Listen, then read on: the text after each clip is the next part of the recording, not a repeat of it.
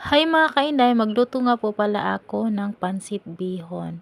Naggisa na po ako ng sibuyas at halu-haluin ko po muna yan mga kainday para magisa po siya sa mantika para lumabas po ang kanyang aromatics. Yan po mga kainday, haluin lang po muna.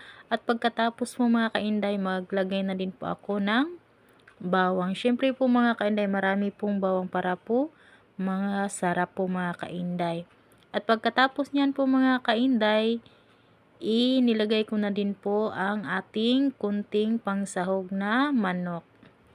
At imikos-mikos po natin yan ulit mga kainday, igisa po sa mantika at yung mga bawang at sibuyas po. At maglagay na din po ako ng paminta, asin at seasoning po mga kainday.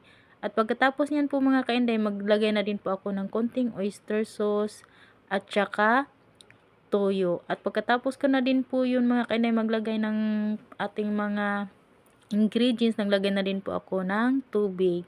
At pagkatapos ko po maglagay ng tubig po mga kainday, kumulo na po siya at ayan po mga kainday, inilagay ko na din po ang ating bihon. Hahaluin po natin ulit yan para po siya ma-mix po mga kainday.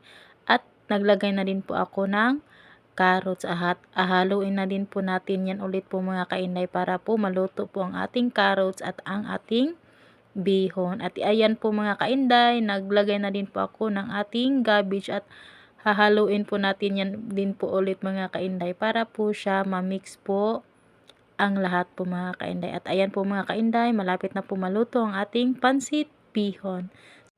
Thanks for watching po mga kainday. Please follow, like, and share po mga kainday sa aking mga content po. Follow for more.